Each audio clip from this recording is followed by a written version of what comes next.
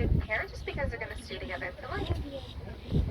And to reaffirm that bond every single day, they actually sing each other a love song.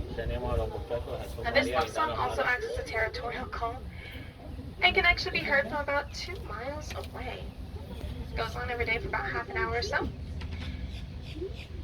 But these guys are actually the second loudest primate in the world, the first being the howler monkey.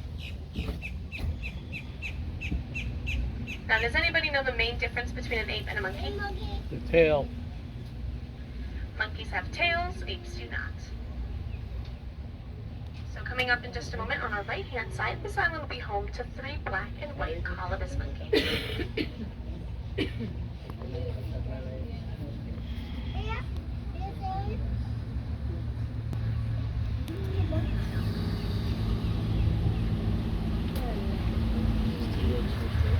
Alright, so coming up on our right-hand side here, this island will be home to 3 black and white colobus monkeys. You can see one towards the bottom of the tree, one on top of that little cement tunnel. Not sure what the third one is.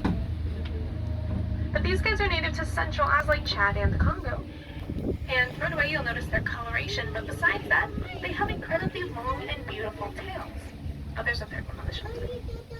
Now these tails cannot be used to swing with, but they can be used as a parachute or rudder, as they free fall heights about 40 to 50 feet.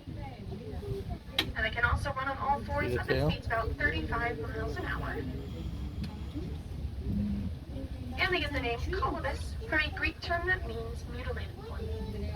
And that's just because they don't have any thumbs. Oh yeah, right here. Now when these guys are first born, they're born completely white with pale pink faces. As they hit maturity, they get the black coat and their faces will darken.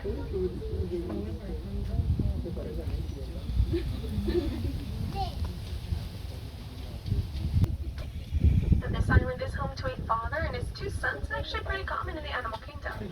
This is known as a bachelor herd or grouping.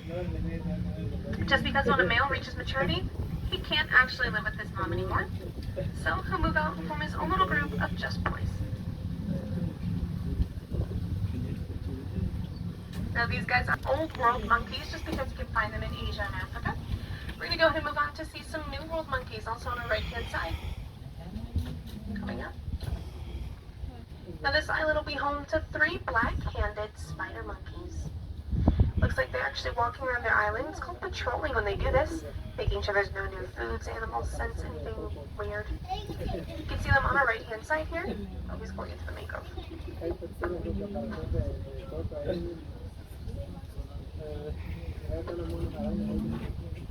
Yeah. Alright, you can see them towards the edge of the island on our right hand side. We'll see them a bit better in just a second. Once again, they are black-handed spider monkeys. They're passing us.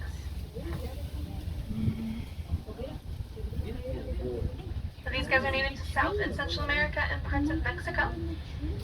And the one that's in the tree here, this is April, our male. And you'll notice he's actually holding onto a tree branch with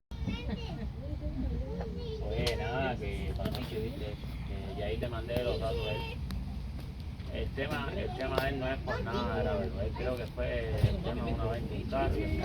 Now all lemur are native to Madagascar and Madagascar only. ¿No me escucha?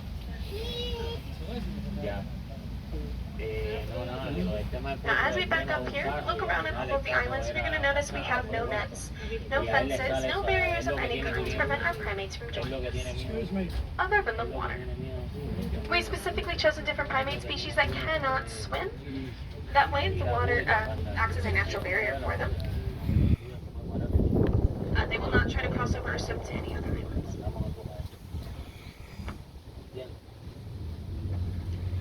Now we make our way to our last and my personal favorite island in just a second.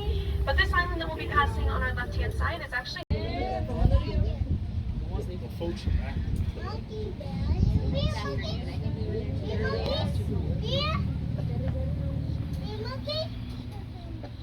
Now you also notice how long his arms are in comparison to the rest of his body.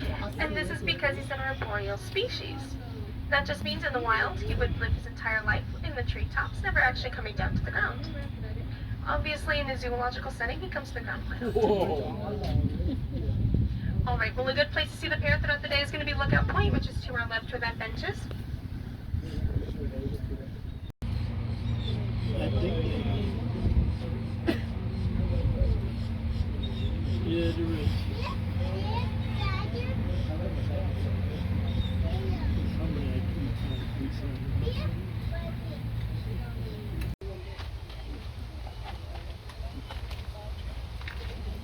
Good afternoon, everybody. Welcome to Naples Zoo. Oh, he's coming closer. Alligator Bait, sponsored by Subaru Naples. Coming closer. I don't like that. This is our alligator training and feeding session that we do at every day at 3 o'clock. He's kind of crawling up a little bit at a time, isn't he?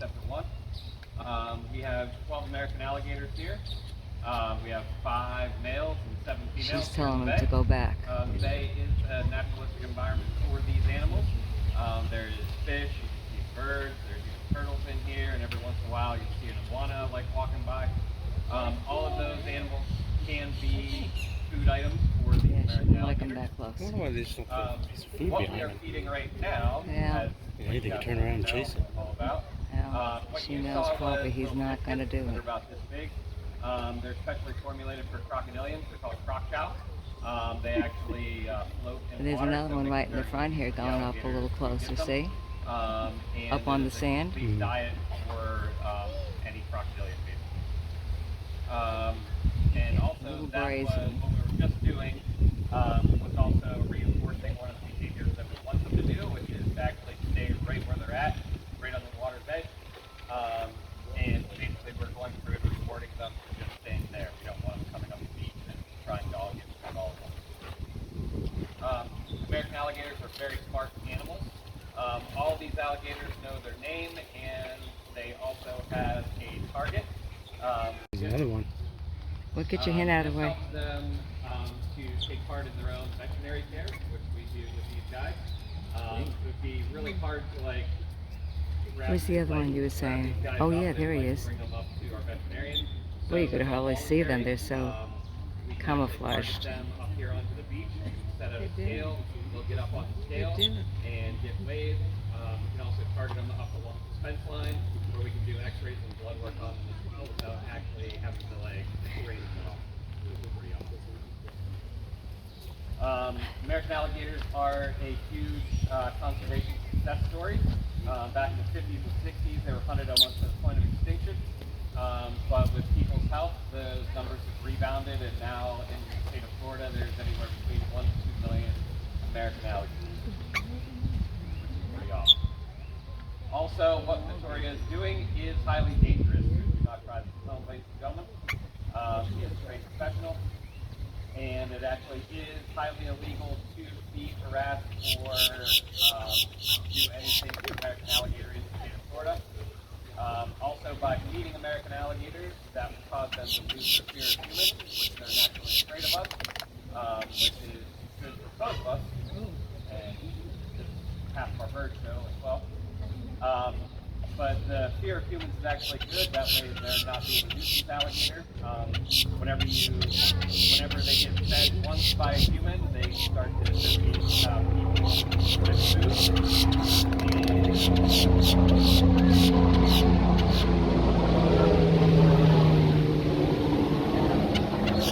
That's caused to be a nuisance alligator, where they think that every person that comes in water is there to eat them. It's not safe.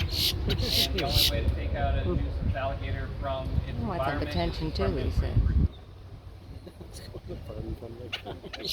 He's right in front of the camera. So definitely, if you see an American alligator out in the wild,